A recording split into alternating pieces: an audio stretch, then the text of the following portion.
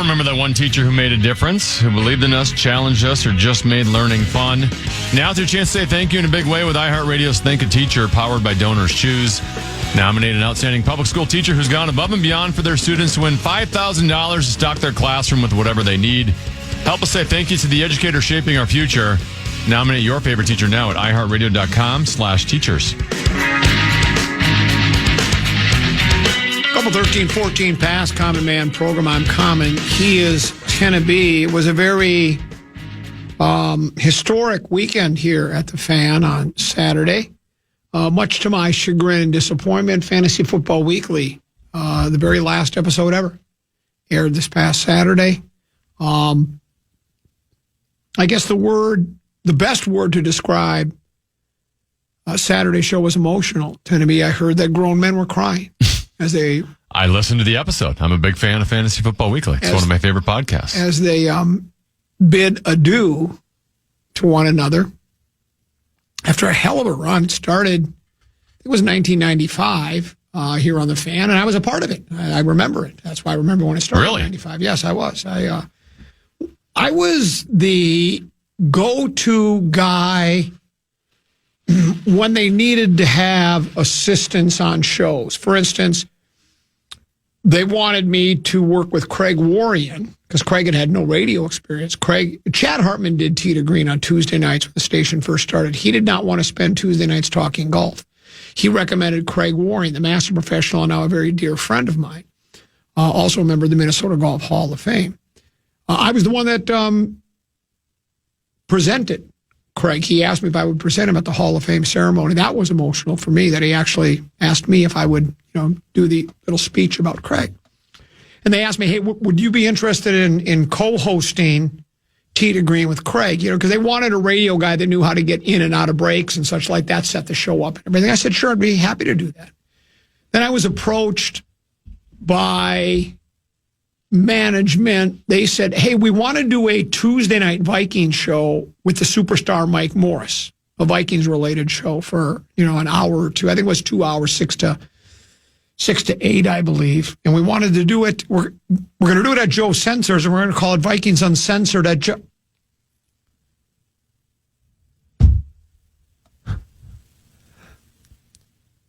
Now I get it.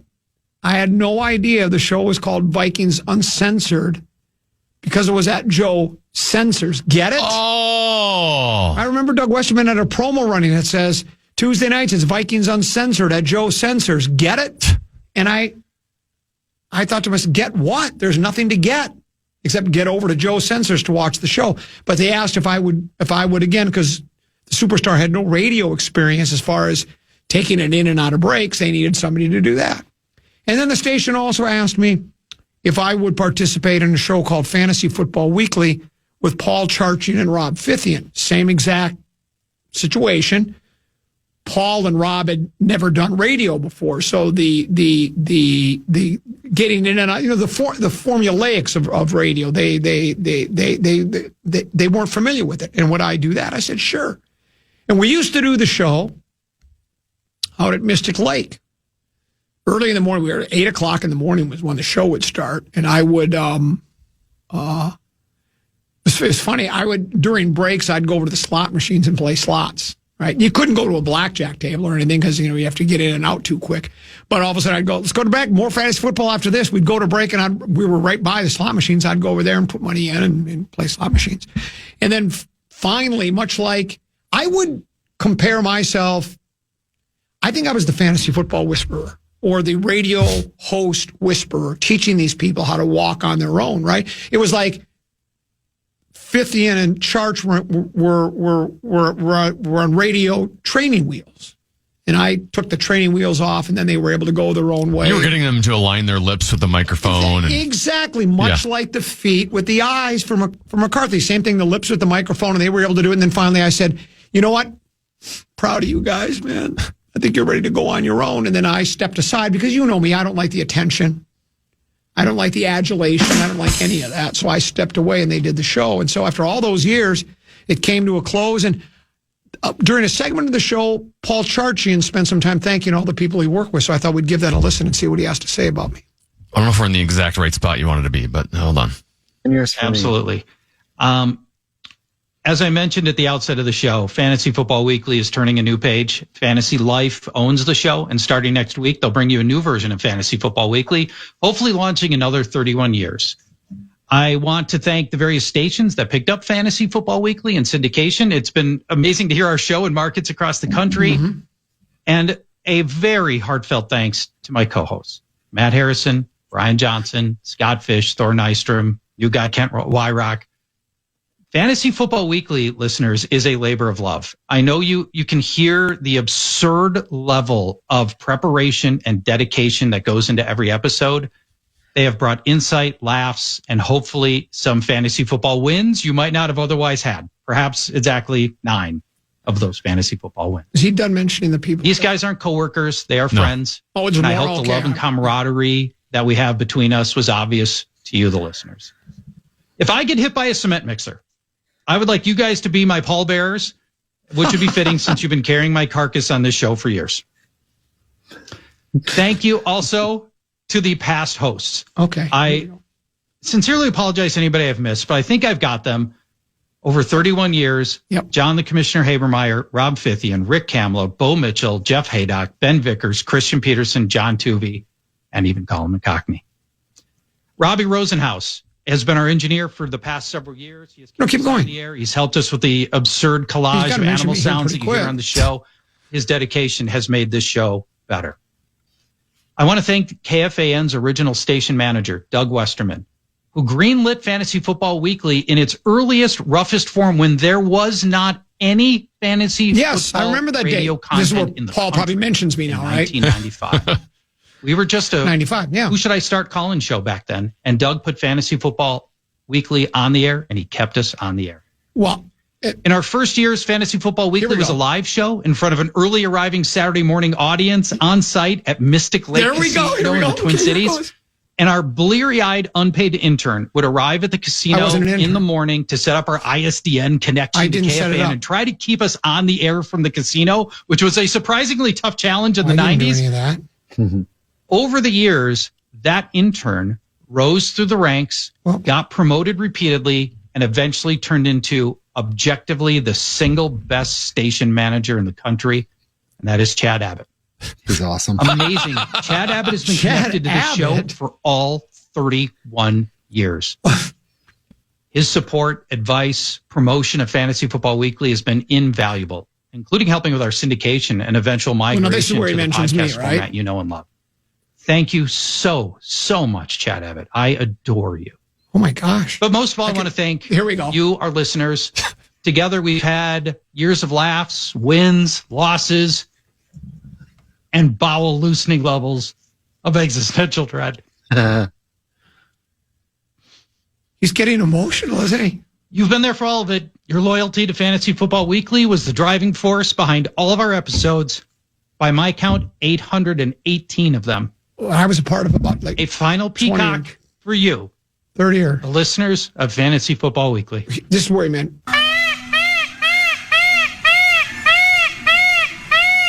Is that some bit from the show? I was listening to I haven't listened in a while. Wait, he must get to me. No, it's over. That's where it ends.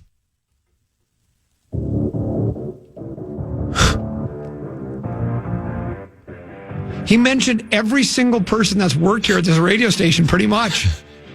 People that worked at Mystic Lake Casino. He was mentioning the people that on the janitorial crew that cleaned up the radio station at night.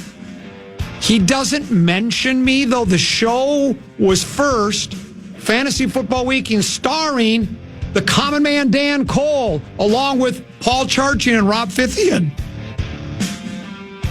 You've got to be kidding me. He must... Did he forget? I see, I get it. Okay. That's fine.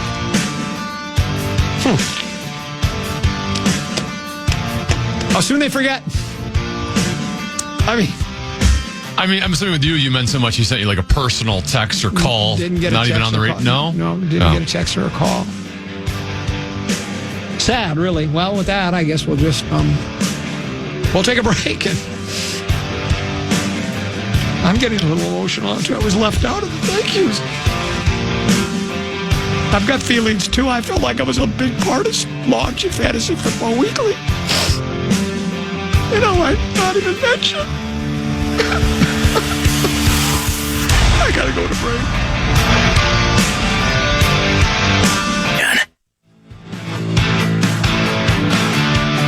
KFAN and the Vikings are teaming up for Toys for Tots.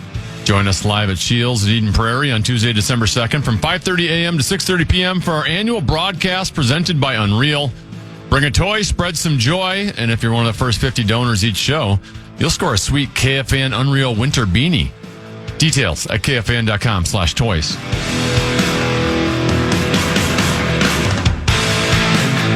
I'm told by a couple of 13, 14 people tend to be that indeed you cannot use the goalpost for celebrations. That is the problem. That is what JMO they call them. So they call them in Detroit, and the nickname for the wide receiver, I think, is JMO.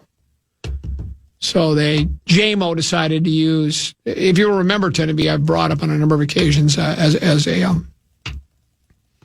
an astute observer of the Lions, I've always kind of wondered about him. I mean, he had a play yesterday, if you watching that game, when he gets the ball, and who did the game? It was Collinsworth. And he was right. It's not even so much about, doing the fly patterns and beating the receiver down the field. Yeah. It's getting it on those crossing routes. That's how he scored his TD, yeah. Yeah, and then the ability to just, his acceleration and his speed, you can't catch him. Your mama can't catch him. Your daddy can't catch him. The police can't catch him. They can't stop him. But he also makes the boneheaded play. There was the game against the Commanders last year in the playoffs. Not that this play probably would have changed the complexion of a beatdown to the Commanders, but Ben Johnson did let's have the wide receiver throw a pass, right? Well, what you need to tell the wide receiver, though, is if the intended target is being quadruple covered, don't throw him the ball. Just throw it away or run with your speed. He decided to throw it. And if you remember the play, it was funny. We almost looked like volleyball because there were so many defensive backs up there. There was a bump, set, spike, and then the interception. So 4 guys touched the ball. They did a volleyball celebration before the interception was even worth celebrating, before the interception even happened. So anyway, so that's what I'm being told. Also, a couple of people have pointed out, we were talking about Long Island iced teas. Half a shot of vodka, half a shot of gin, half a shot of light rum, half a shot of triple sec, fill with sweet and sour mix, and then add a dash of cola to give the iced tea appearance. Because, iced tea has sort of like a little bit of a brown color to it because the tea leaves are brown, I think is how it works. All the tea leaves are brown. All the tea leaves are brown. And the sky is gray.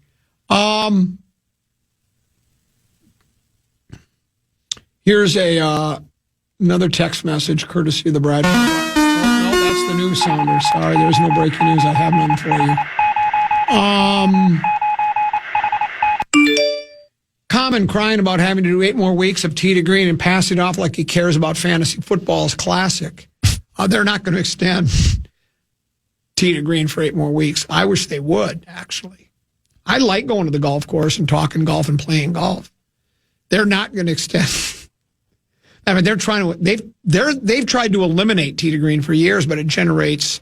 I mean, it doesn't generate the most money of the various specialty radio shows. We have specialty radio shows in the Zone, Fan Outdoors, Fantasy Football Weekly, Tee to Green, Sunday Sermons, etc. There are all sorts of. Yeah, you used to host Beyond the Pond. Beyond the Pond. All of those shows are ancillary shows or auxiliary shows or extra shows, specialty shows, and they all generate money. And Tee to Green does generate money, but they always want to cut it off. Matter of fact, Abbott added one in August, and I complained about having to do an extra show. So quite frankly, it's just really not. I'll do whatever they want me to do. I do like doing them, quite frankly.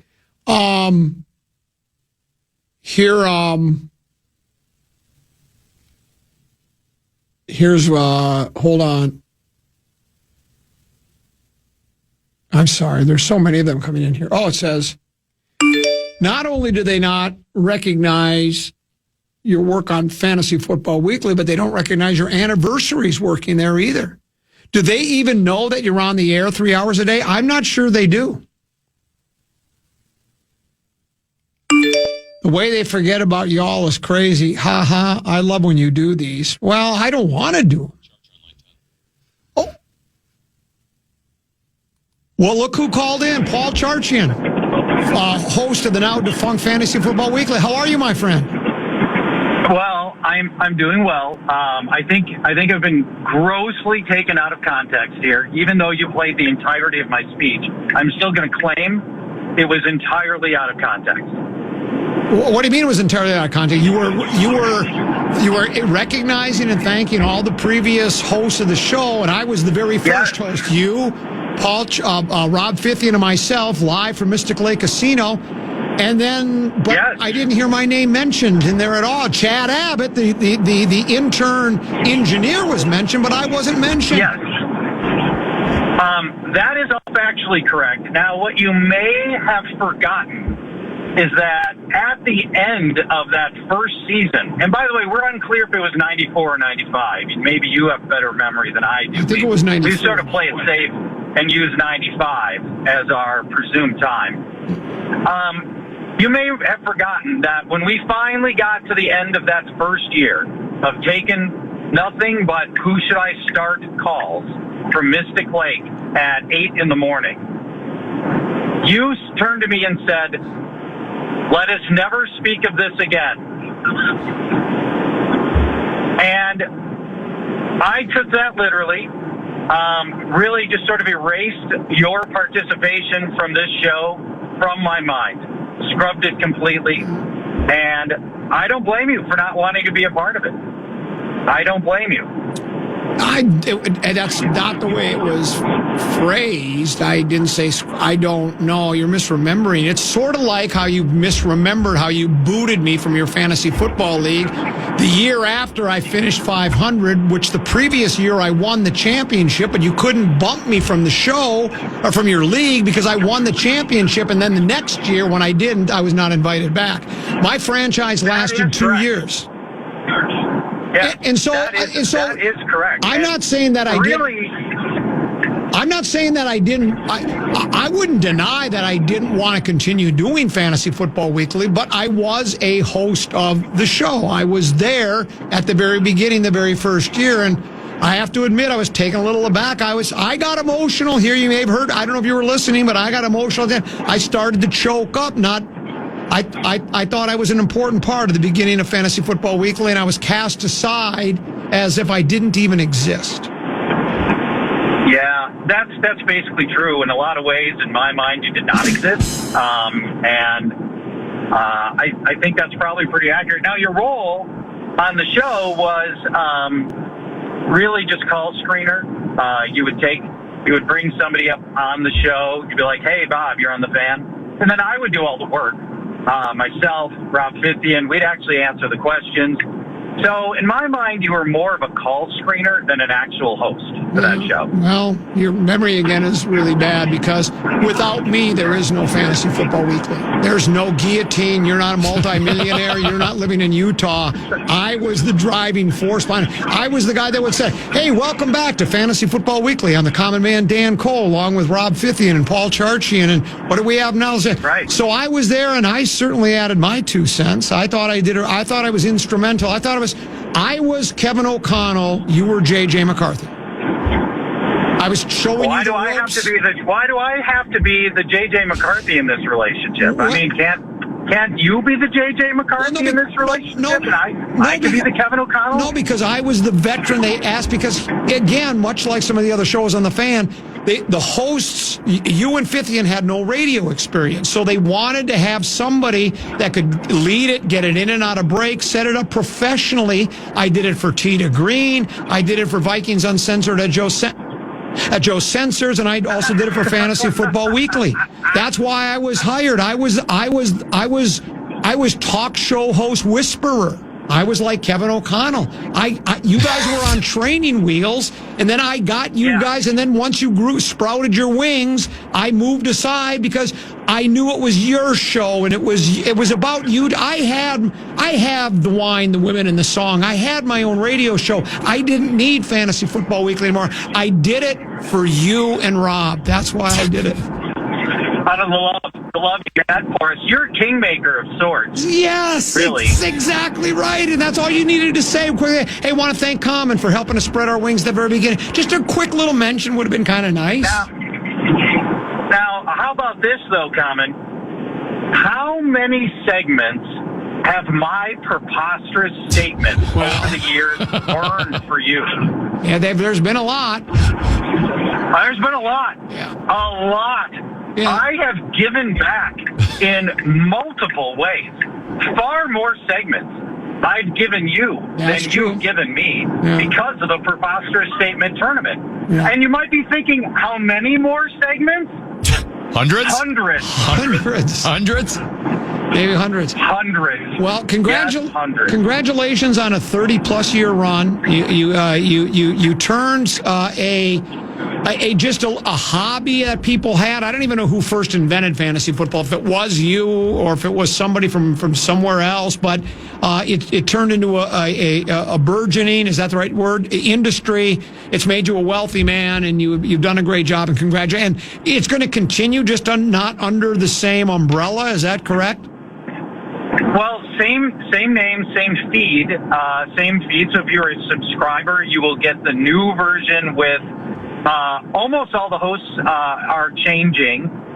Fantasy Life owns it, and they are going to put their own people on it. But we do have Brian Johnson. One of our co-hosts will continue with it, so he'll be on it. But the other guys, Thor and Matt and Kent and Scott, we are officially done. Okay. Well, you did a hell of a job. It's nice, and now you're riding off into the sunset. And as always, thanks for calling in. It's always fun to chit chat with you. It is. Because I love you. Bye-bye. Yes, bye-bye. Because he knows I really don't care. I think he figured it out. But there were a lot of people that, this guy said,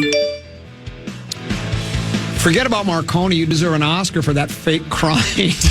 At least maybe an Emmy. I could almost taste the pain in those tears. This one says, anyone that says the Common Man program isn't riveting radio hasn't listened to the last 15 minutes. Keep up the entertainment. Why wasn't it? It was fun. 98% of it true, too. We'll break. We'll come back. One more segment to go on the Common Man program on the Fan.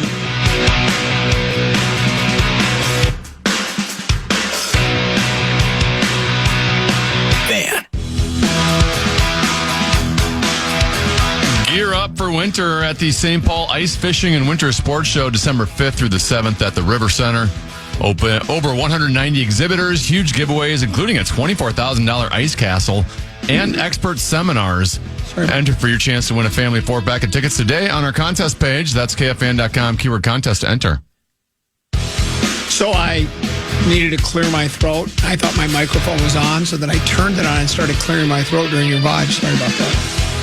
These are the things I passed along to Charch, Rob Fithian.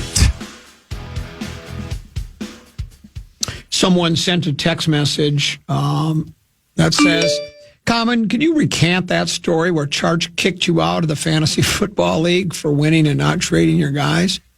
Yeah, I'll do the condensed version. Because Paul and I were becoming friends and working together on Fantasy Football Weekly, he invited me to participate in his Fantasy Football League. Quite the honor. I'd only played with my buddies, my old drinking buddies, right? My Haight-Ashbury guys. And what we would do is we'd get together somewhere, we'd do a draft, we'd go our separate ways, and then just submit our lineups every week. I was the clearinghouse guy. I did a fantasy football newsletter that I actually typed on a regular typer. We had no computers at us back in 1990, 91.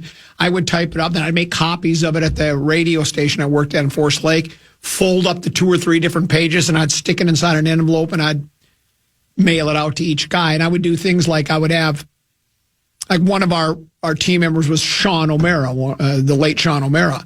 And so then I would have a story with a quote from him, and then I would cut out a picture of like Chris Carter and then put it in the newsletter and then identify that as Sean O'Mara.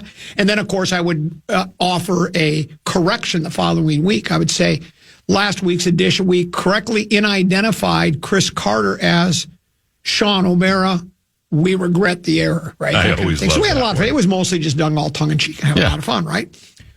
And I don't ever remember ever making a trade, and if we did, they were few and far between, right? I'm at Charch's draft. They're trading during the draft. They're high level. They're so far beyond what I'd ever played before. I was kind of taken aback by it. I didn't even know that occurred in fantasy football drafts. So like, let's say you draft, you look over to Charch right after your pick and go, now I'll trade you the guy I just drafted for one of your guys or a pick or something like that. And I'm just like, whoa, these guys are really into it. So the draft goes, I go my merry way and start playing and win a game or two. And I'm getting calls from the other guys in the league, and they're into it. You know, they're asking me if I'm interested in making a trade. And a lot of them are those where, like, let's say I got Josh Allen as quarterback, and they go, hey, Dan, I see you got Josh Allen as your quarterback, and he's going to have a bye in 2 weeks. So you're going to need a backup quarterback. How about this? I'll trade you J.J. McCarthy for Saquon Barkley. What do you think? Because you're going to need a quarterback. They were actually trying to bamboozle me, right? Offering me these Herschel Walker type trades.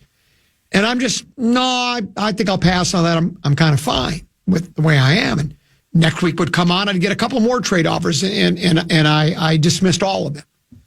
Well, then I get a call like 8, 10, 12 weeks into the season from Charch. You're going, we're kind of wondering, guys in the league like to trade, and we're wondering why you're not making any trades. I go, well, I'm 12-0.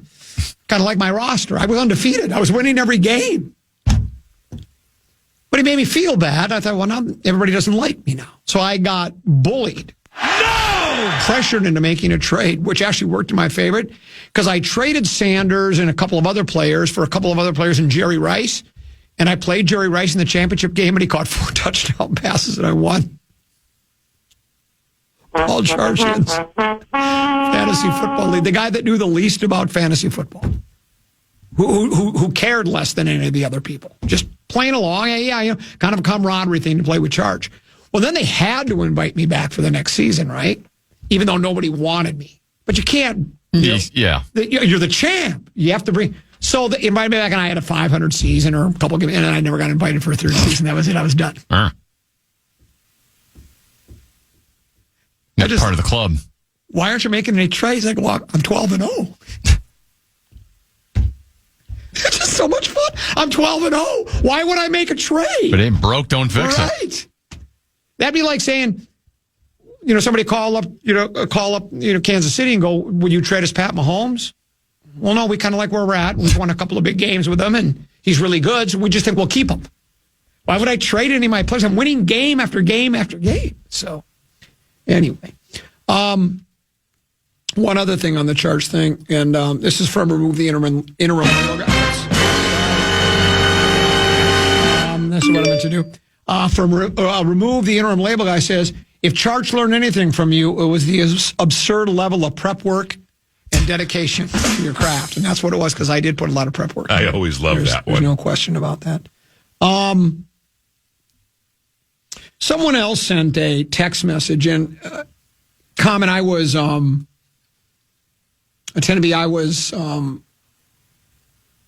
sorry, I was reading. I said comment. I was referring to myself only because I was reading an email, but it's not the one, or text message. It's not the one I want. It was, and I wish I could find it here. It's long gone.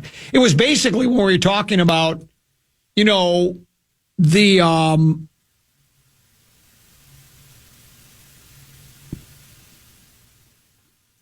Kevin O'Connell continually talking about teaching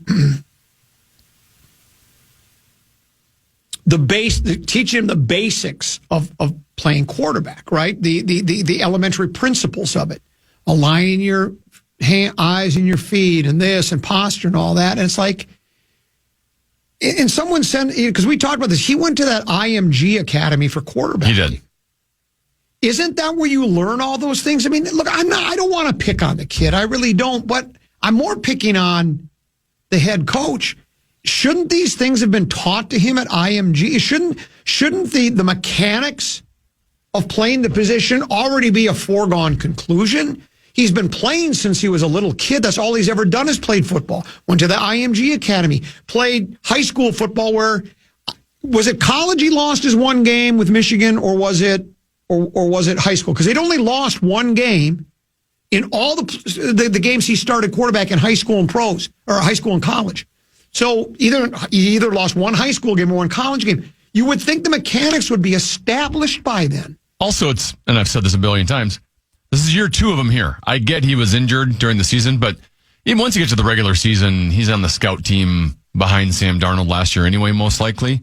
But you've had 2 off seasons, 2 training camps to work with him on this stuff. Case closed. You're right. I don't know.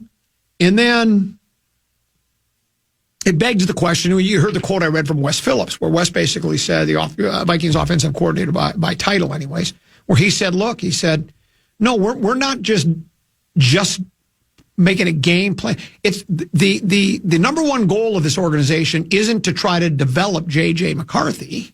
I'm paraphrasing. He didn't say it that way. I can dig up the quote if you want me to. But basically, we got to do, no matter how complicated it is, we have to do the things we need to do that we think will help the team win. It's more than about developing J.J. McCarthy.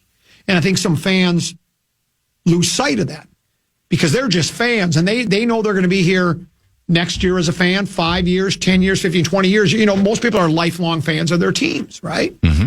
Well, yeah, but that doesn't sit very well with Harrison Smith or Justin Jefferson or any of the other players that are, you know, especially like the offensive linemen and defensive linemen, guys are laying it on the line and tearing up their knees and they're injury riddled all year long. It's like, well, I want the kid to have a nice career and I want him to help us win, but it's not just about him. And that becomes a problem. So then you have to decide. And look, I'm not asking for him to be benched or give up on yet. I don't think you can. I think that is 5 games is way too early for anybody. There were some people during that game yesterday that they wanted Brosmer. Yeah. Well, remember the coach wouldn't answer that question yesterday during the news conference immediately following the game after the 20-minute cooling off period. He was asked by one of the local media, and he said, "I'm not going to respond to that. I'm not going to talk about that right now." Whether that means he just doesn't want to even give it any life, doesn't want to breathe any life into a quarterback controversy, or if maybe he really was thinking about it but then decided against it. If you do, I was talking to Deuce about us watching the game. He'd mentioned, I wonder if you go to Brosmer.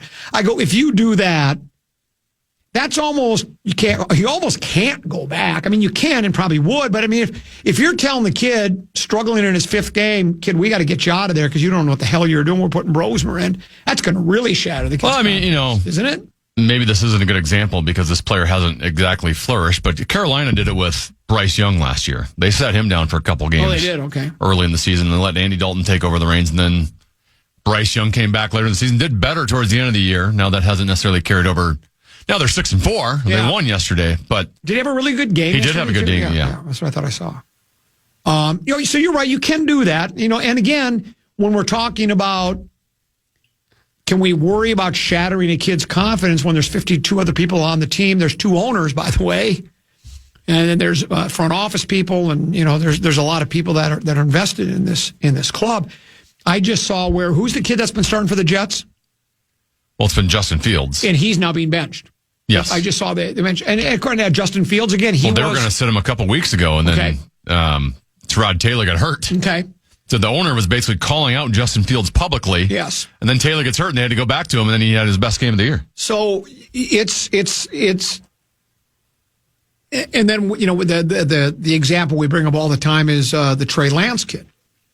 I don't even remember who he was drafted by, but the Niners. San Francisco. I thought they traded for him. No, they traded picks, like 3 draft picks, 3 first-round draft picks to move up to get him. Okay. So they draft him. They didn't waste too much time. They didn't how long did they did they give him a basic tryout for the starting position before they said, it ain't working and we're moving on with our lives?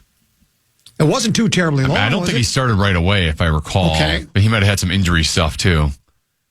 But was that Was that still Garoppolo then? I think it may have been, but I don't remember. I do remember that he didn't. It wasn't like they said we got to give this Capper next time. It's not like they said we got to give this guy 3 years. They pulled the plug. They recognized the error of their ways, and they moved on to another quarterback. Now that becomes the question. The conundrum is, how long do you continue to play him? With the way the season is now, and again, it's that idea of you got to be careful because other players on the team aren't here to babysit this kid because they've got their careers, their hopes, their aspirations, their contracts, their health and welfare. They can't just worry about the kid. So it's a balancing act of how long do you wait? And then if you don't have another option, I don't know if Rosemer's a realistic option. We like the kid. He went from New Hampshire. He had 1 year in big-time college football, and he played really well for the Gophers. He had a nice season. And then the Vikings like what they saw when they watched him play with the Gophers. They like what they saw during a tryout or whatever it was, and then they went ahead and signed him as an undrafted free agent. And so maybe he could be really good, but the chances that he's going to blossom into an everyday quarterback that becomes a franchise quarterback is probably pretty slim, and so I don't know when you make that call. It's well, and plus with Brosmer, like the professional experience we have with him is preseason, and I think McCarthy's performances in preseason is another example of that stuff. Really doesn't mean a whole lot because McCarthy looked pretty good in the preseason last year. He had his moments in the preseason this year, and then regular season has not gone the right way for him. So that's where we stand. Warren, what do you got? Well, I want to back you on this quarterback situation because I was very good friends with Dennis Green. He wouldn't have put up with that for more. He would not have put up with it. And what was the thing that Zimmer said to that guy they drafted? They asked a question about the quarterback. He said, I see him in practice all the time. I see him in practice. That's, and if it was me going on, and if the kid can't, he gets hurt by saying we cannot have our quarterback playing like this. And what I would do right now, because what do you have to lose? Some people say your takes are really out there. Are you talking from outer space? Because your phone is breaking up really bad. No, yeah, your connection's a little off today. But the thing about it is, if you gave him the same chances,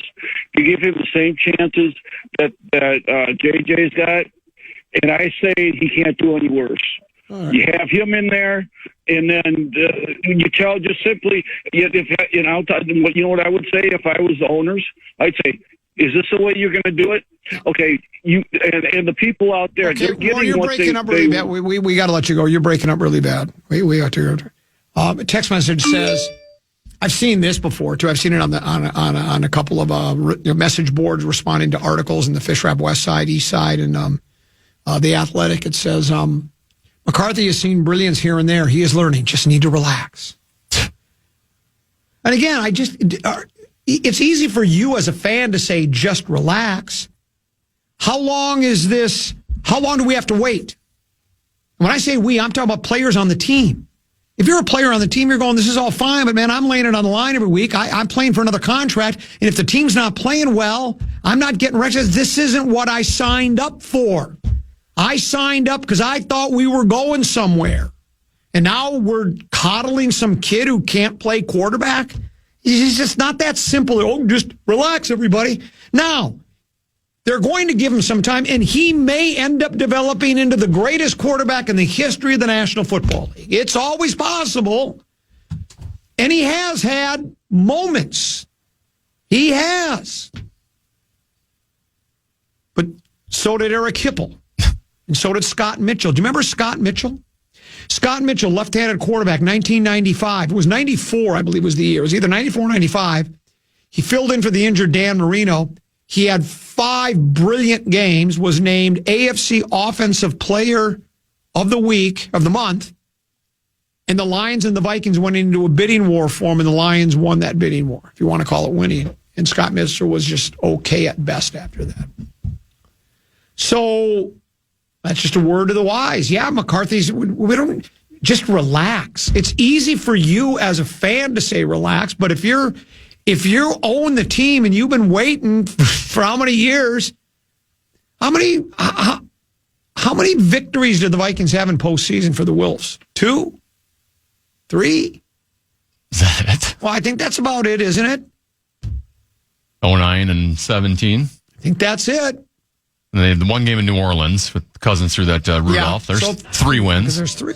Then you got players on the team. And he might be fine. I'm not giving up on him completely. I certainly, it just seems like he's more regressing than anything. Now, he did have the nice drive. As a matter of fact, I do the hurry-up offense with him like the old Bills used to do with Jim Kelly.